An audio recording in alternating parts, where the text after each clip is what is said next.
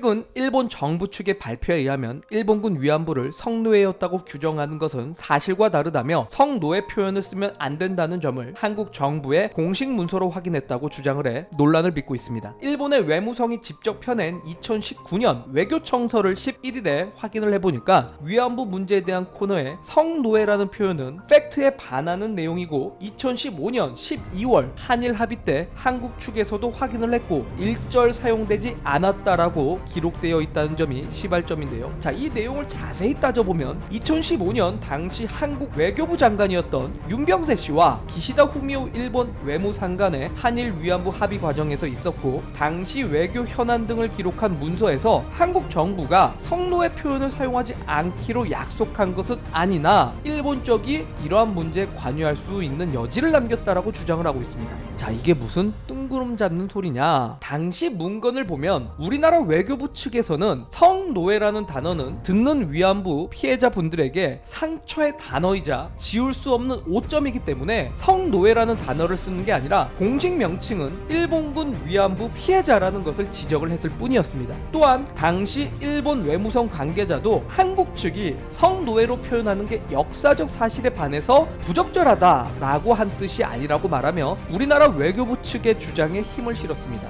결과적으로 성노예라는 단어보다는 위안부 피해자라는 명칭 합의를 한 것을 두고 성노예가 아니라 매춘부였다라고 인정했다라는 식으로 현재 일본 정부 측에서 오도적인 발언을 하고 있는 겁니다. 특히 한국 정부가 동의한 것이라고 오해할 만한 문구까지 넣었는데 치졸하고 양아치 짓이 아닐 수가 없습니다. 이건 마치 애플사에서 만든 휴대폰을 애플폰이라고 하지 않고 아이폰이라고 명칭을 부르기로 약속했는데 아이폰은 애플폰이 아니다라고 주장하는 것과 다를 게 없습니다. 이미 지난 1991년 8월 14일 위안부 피해자의 존재가 고 김학순 할머니가 최초로 피해 사실을 공개 증언하면서 세상에 알려지게 됐었죠. 당시 국제사회에서 일본군 위안부는 전시 성노예로 규정되었고 일본은 이 같은 과거사로 지탄을 받아왔습니다. 결국 일본 정부가 실존자의 증언과 국제사회의 압박 등에 못 이겨 일본군 위안부 과거사 조사에 착수를 했었고 2년 뒤인 1993년에 이 문제를 정식으로 사과하는 담화문을 발표했었습니다.